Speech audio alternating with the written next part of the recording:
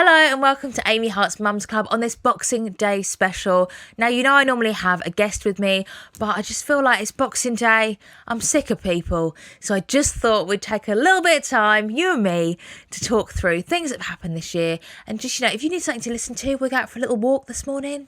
Hopefully I can be your pal on that walk. I'm sure you already are, but don't forget to go and follow me at Amy Hart's Mums Club on Instagram and TikTok, and at Amy Hart XO on Instagram, and at Amy Hart on TikTok. I've been sharing so much stuff from Christmas, so make sure you go and check it all out. It's been quite a year. Obviously launched this podcast, and I just want to say before we start, thank you so much to all of you for listening throughout the year and supporting the podcast. We've had some amazing guests. I can't believe the people that I've been able to meet, like Larry Lamb, amazing. I got to spend some time with people like Olivia Bowen, and it's just been so much fun. So thank you so much for supporting me. But obviously the biggest news this year is that a couple of weeks ago I announced my pregnancy, which, I managed to keep it a secret for over 20 weeks. So that was good. And then obviously people start being like, oh, I knew you were pregnant. I had a feeling. I'm like, did you? Because lots of people that have seen me many, many times in that time did not know. So did you actually?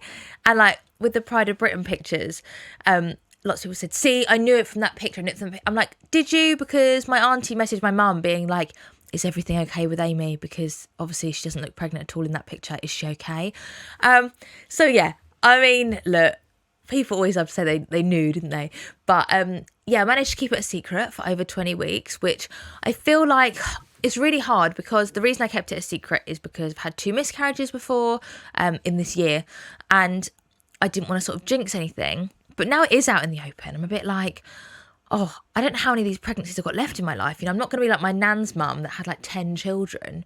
And I feel like I've sort of not wasted my pregnancy, but I haven't really documented it. My friend said to me the other day, have you been documenting the bump and how it's growing? I'm like, no. I've hardly worn any skin tight dresses, which is my thing when I'm pregnant. So, I'm going to have a third child just so I can really, really enjoy the pregnancy. It would never be stress free again, but a girl can dream.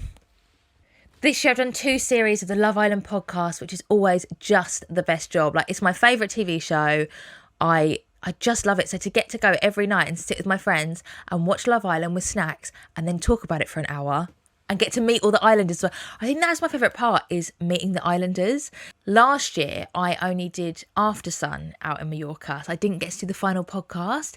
So I didn't get to meet all the finalists, and I was really, really sad. Oh, no, I did, because I ran into the house. I ran into the villa when I wasn't supposed to, and did actually get to briefly meet them, which I was very happy about. But I was really happy this year because I got to meet all of them. I got to meet Shakira and Tony and Yaz and Harry. It was amazing. Cash and Ty and Jamie, I got to meet all of them, and it was so amazing.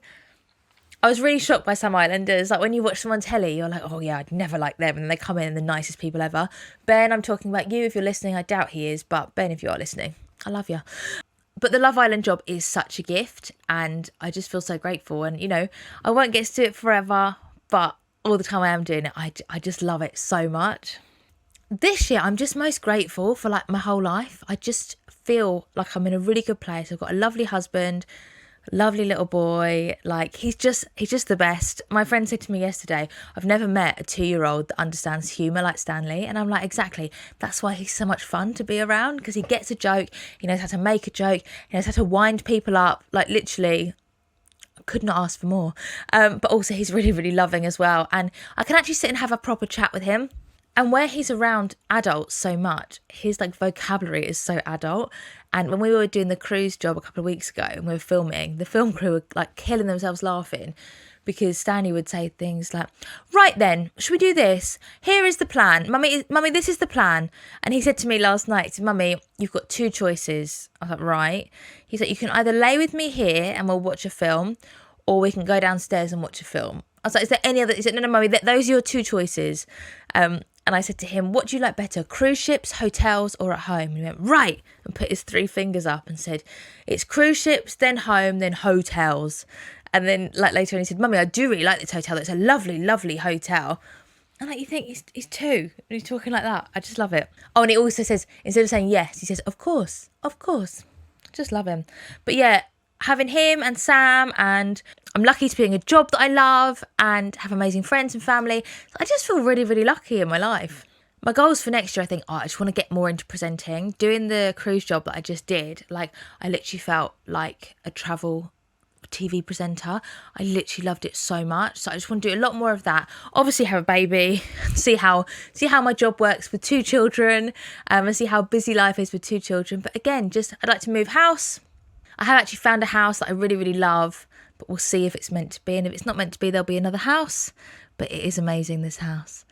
So yeah, I just want to do more of the same, I think, and obviously keep going with Amy Hart's Mums Club. So that is it for 2025 on Amy Hart's Mums Club. Thank you so much again for joining me all year, and I will see you in 2026. Happy New Year!